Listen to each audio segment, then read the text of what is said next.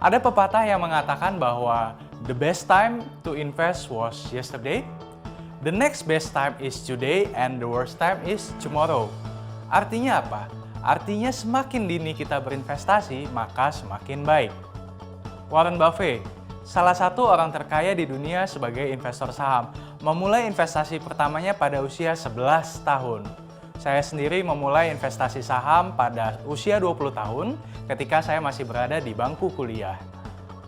Kita tidak harus menunggu punya banyak modal untuk bisa memulai berinvestasi.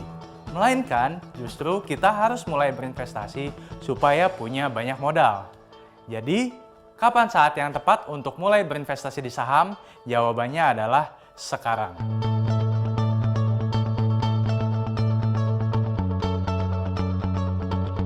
Investasi membutuhkan waktu untuk bisa berkembang.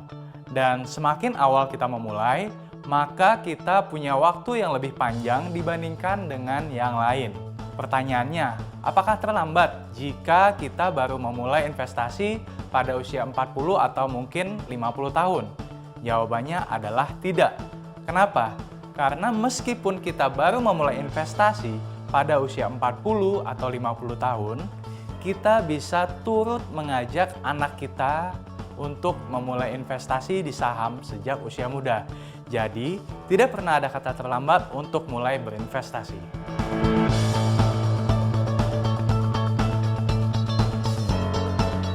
Sangat penting untuk memilih saham yang tepat.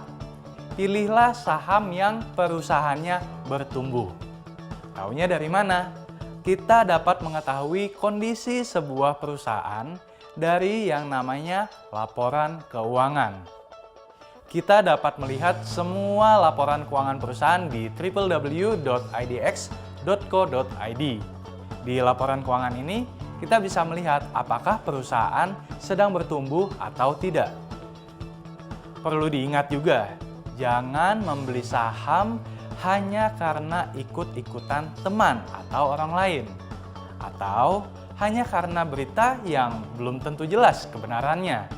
Perlu diingat juga bahwa sebagai seorang investor, sangat penting buat kita untuk mempelajari terlebih dahulu laporan keuangannya. Beberapa pendekatan untuk mengetahui kondisi perusahaan yang sehat. Pertama, pendapatan dan laba bersih perusahaan meningkat apabila dibandingkan dengan tahun sebelumnya. Kedua, kenaikan pendapatan dan laba bersih ini juga disertai dengan peningkatan ekuitas perusahaan. Ketiga, perusahaan memiliki arus kas yang positif dari aktivitas operasionalnya. Keempat, perusahaan memiliki hutang yang lebih rendah dibandingkan dengan ekuitas perusahaan. Sampai bertemu di program Paham Saham bersama Rifan Kurniawan di episode berikutnya.